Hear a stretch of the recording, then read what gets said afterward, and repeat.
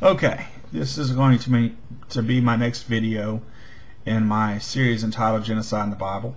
I've been discussing the Canaanites, and I'm going to go ahead and conclude that part of it, and I turn my attention to the Amalekites.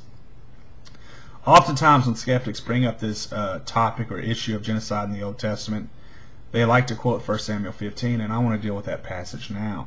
Now, before I actually move into the passage, I want to do a little background work and discuss the Amalekites, because that's what the passage is about. It's about, Israel's military campaign against the Amalekites. Now, who were these Amalekites? And what was the timing of the events surrounding this judgment that we read about in 1 Samuel 15?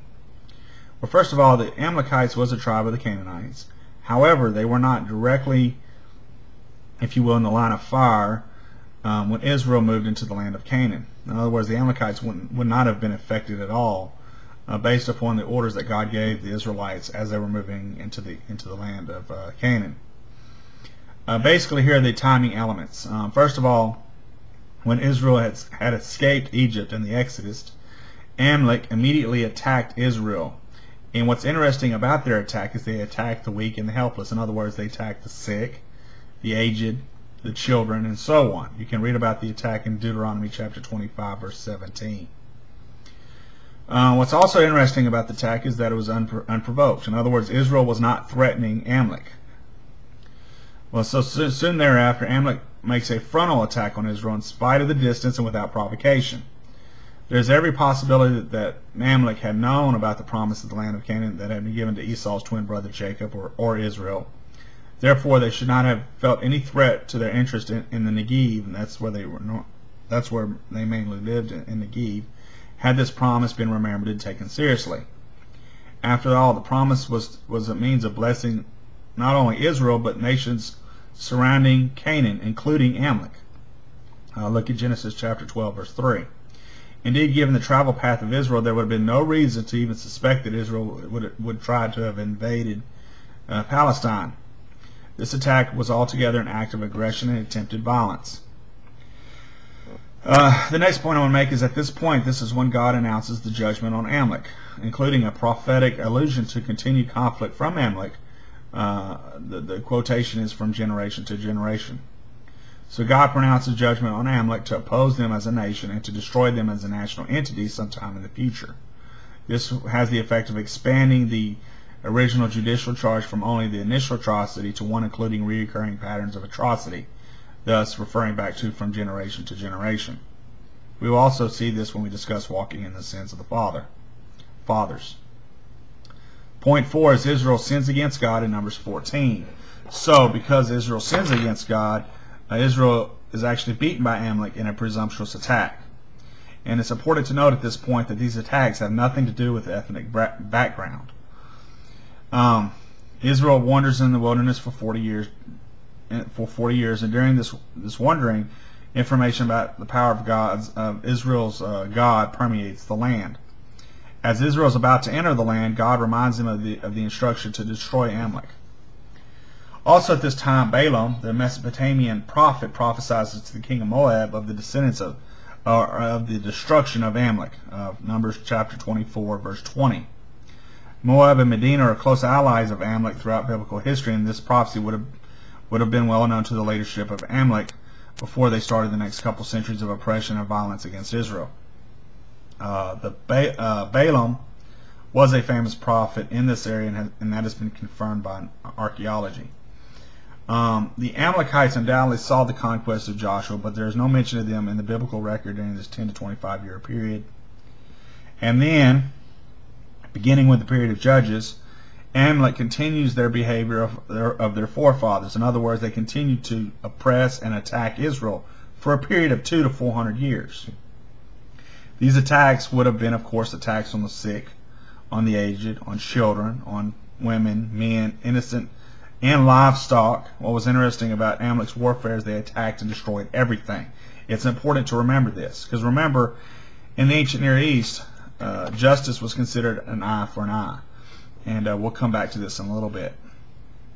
So you can read about these attacks on Israel in Judges chapters 3, chapter 6, chapters 7, and chapters 10. And actually, even after the annihilation of the main group of Amalekites in 1 Samuel 15, the Amalekites attack Israel again in 1 Samuel 30. Now, but during these same 200 to 400 years, it's important to point out the Amalekites were welcomed into Israel as immigrants.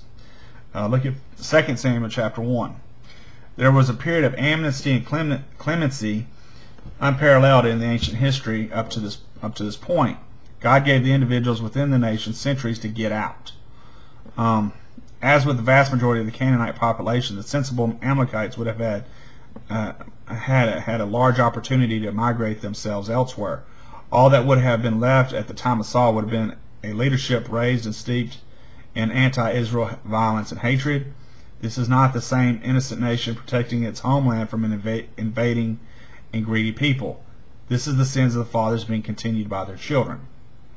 Another point I want to make is it is not only after the 400 years of opportunity and influences to change, and after 400 years of continued and actually escalating violence against Israel, who had not been sanctioned or ordered to occupy Amalekite territory, that God decides to execute judgment that was given out earlier. The execution of the king of the Amalekites by Samuel in 1 Samuel 15 shows that the judgment of the Amalekites was not solely due to ancient and initial savagery against Israel, but also included present atrocities as well. In fact, the initial atrocity is not mentioned at all in this judgment in 1 Samuel 15.